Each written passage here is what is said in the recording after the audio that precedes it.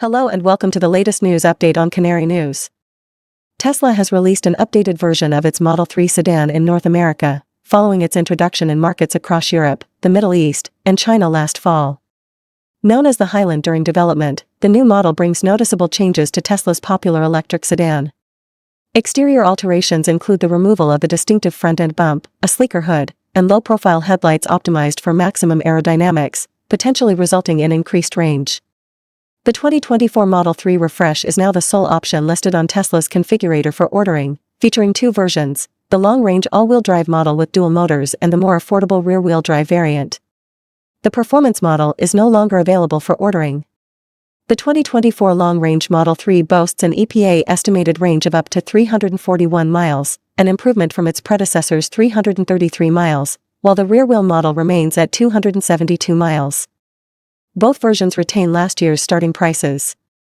Notably, the top speed for the 2024 Model 3 is listed at 125 miles per hour for both versions, compared to the 2023 rear-wheel model's 140 miles per hour, the long-range's 145 miles per hour, and the performance model's 162 miles per hour. Tesla emphasizes enhancements in the new model, such as acoustic glass for a quieter cabin, improved ride quality with updated suspension tuning, refined interior materials, ventilated seats, customizable ambient lighting, a brighter center touchscreen with smaller bezels and better contrast, and an upgraded sound system featuring up to 17 speakers.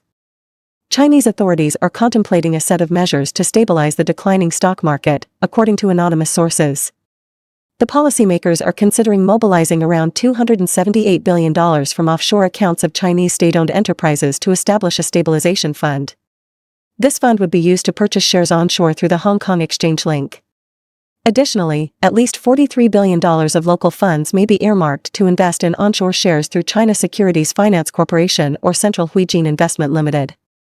This development highlights the heightened urgency among Chinese authorities to address the sell-off that has pushed the benchmark CSI 300 index to a 5-year low.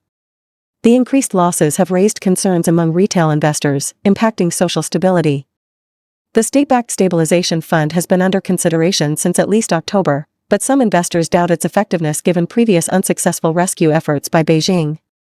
Factors such as the Chinese property crisis, subdued consumer sentiment, declining foreign investment, and reduced confidence among local businesses contribute to the economic and market pressures. The potential support package could offer short-term relief and stabilize markets into the Lunar New Year, but its effectiveness may be limited without additional measures. Onshore Chinese shares experienced a modest rally, ending 0.4% higher, while a gauge of Chinese stocks listed in Hong Kong rose 2.8%, easing from an intraday gain of 4.1%. Officials are exploring other options, and announcements may be made this week if approved by the top leadership. Regulators have given window guidance to state-owned insurance firms to refrain from selling more shares than they purchase. The China Securities Regulatory Commission did not respond to requests for comment. Over $6 trillion has been wiped out from the market value of Chinese and Hong Kong stocks since the 2021 peak. The ongoing challenges require Beijing to restore investor confidence through more forceful stimulus. A rescue package, while potentially insufficient in terms of value, may help counter the perception that the government is indifferent. Confidence has been further eroded by President Xi Jinping's increased control over private enterprises and a crackdown on tech giants. International banks are scaling back their expansion plans in the second-largest economy. Kevin Sneeder of Goldman Sachs called for more consistency from authorities to rebuild confidence. During the 2015 market rout, China used China Securities Finance Corporation as its primary stabilization vehicle, but the turbulence persisted for a year. United Airlines, one of Boeing's significant clients, has reportedly lost confidence in the aircraft manufacturer's ability to address ongoing quality issues, intensified by a recent mid-air emergency on an Alaska Airlines flight. United Airlines CEO, Scott Kirby, has expressed frustrations with Boeing's management and voiced concerns regarding the handling of the MAX grounding. While Kirby has not directly appealed for change to Boeing's top executives, he is seeking support for management revamp from various parties. Kirby has also communicated with U.S. Transportation Secretary Pete Buttigieg about the grounding, which is entering its third week.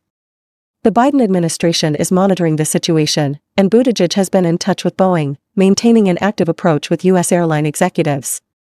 The outspoken remarks from Kirby, who grounded multiple 737 MAX 9 aircraft following the January 5 incident, highlight the increasing pressure on Boeing CEO Dave Calhoun and the company's directors. The Federal Aviation Administration, investigating Boeing's production, has intensified scrutiny, urging airlines to inspect door plugs on an older 737 model. The Transportation Department lacks legal authority to dictate leadership changes at Boeing but can take enforcement actions or other high-profile steps. Boeing shares remained relatively stable, while United's experienced a slight decline.